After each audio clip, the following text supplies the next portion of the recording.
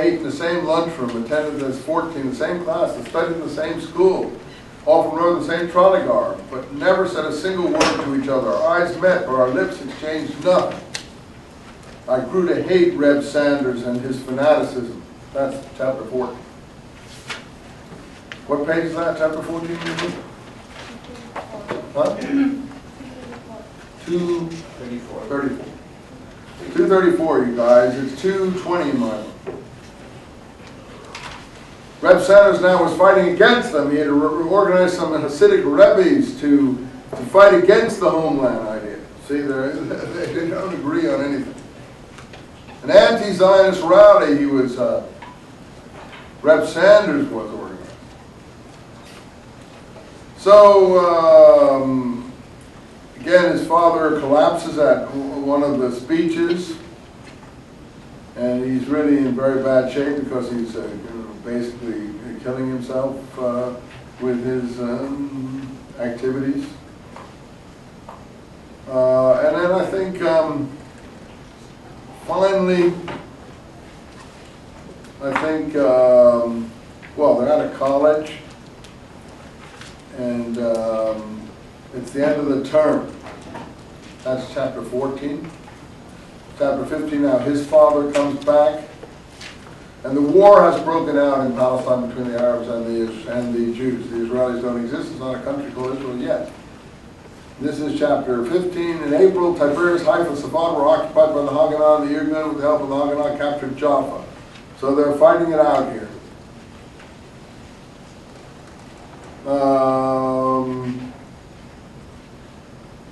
Then things, he gives all the battles that occurred at that period. It's 1947, 48 now. And Reb Sanders has failed to convince the majority of the community of his position. So Reb Sanders' anti-Zionist league seemed to have gone out of existence. And then suddenly Danny came over to my table after they were successful in battle. Smiled hesitantly, sat down and asked me to give him a hand with his experimental psychology. And I said to him, chapter 16, welcome back to the land of the living. And Danny says quite simply, the ban has been lifted. So his father has given up. And suddenly things are forgiven. And then finally, he goes back to Danny's house at the end of 16. When the school year ended, July came around, I went over to Danny's house one morning. And then his Reb Sanders greets him and talks to him. Reb Sanders sat, page before chapter 17, 248 in my book, in his straight back red leather chair surrounded by his books and musty odor. He hesitated, looked at me, then at Danny. I told him my father and I were studying Talmud together on Shabbat. His eyes brooded. Could I come over some Shabbos? He says Shabbos, the Yiddish way of saying it. Afternoon, that was all he said. Not a word about Zionism, not a word about silence he'd imposed on Danny, nothing. I disliked him more when I left than when I had entered. So then, chapter 17, he comes over to see, I think, Danny's father. And I think Danny's father then tells him that Danny's going to shave off his side curls, his beard, and he's going to go to college in New York as a secular person. Danny is not going to follow him in his profession. It's a great tragedy for him.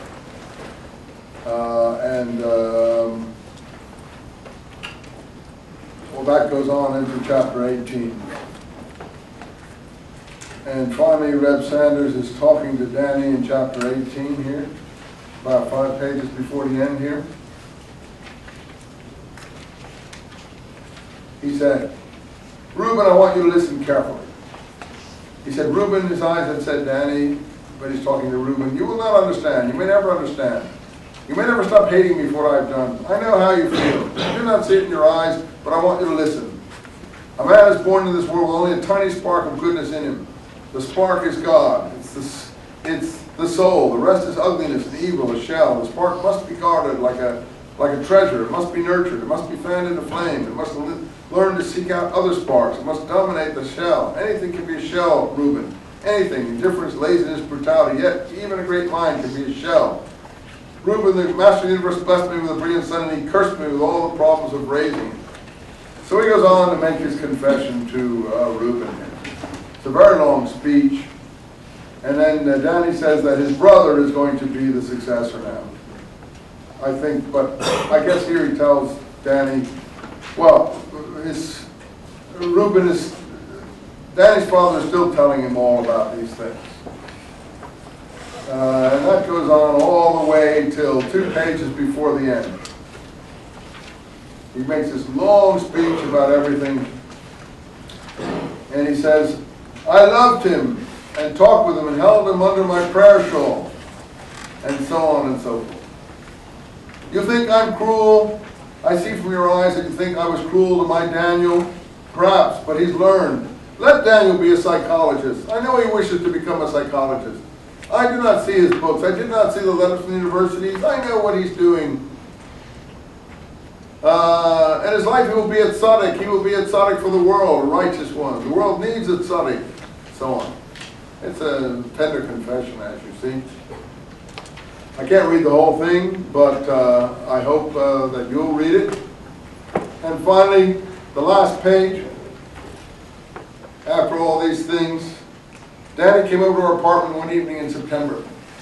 He was moving into the room he had rented in Manhattan, that's across the river, uptown Manhattan near Columbia. He said he wanted to say goodbye. His beard and earlocks were gone. I told you they had these forelocks. It's all shaved off. His face looked pale, but there was a light in his eyes. My father smiled at him warmly. Columbia's not so far, he said. We will see you on Shabbat. Danny nodded. He smiled about his father. He's not happy, he said, almost as if he didn't recognize me. He talked to you? Yes, Danny. We talk now. Basically talk all the time. My father leaned forward to share. Danny, he said, when you have a son of your own, will you raise him in silence too? Yes, he said, if I can't find a better way. My father nodded. Later I went down with Danny to the street. He'll come over sometimes on Saturday. We'll study Talmud with my father, he asked. Of course, I said. We shook hands and I watched him walk quickly away. Tall, lean, bent forward with eagerness, hungry for the future, his metal cap shoes tapping against the sidewalk. Then he turned Lee Avenue and was gone. Hey, we did it. We got through it. I can't put my glasses on. I don't even know where they are. Under the chair. What? Under the chair. Under the chair. Where am I? Oh, there they are. What have you got? It's got a little screwdriver. Now, that would really help me get it back together again. But let's talk about the exam. That's all.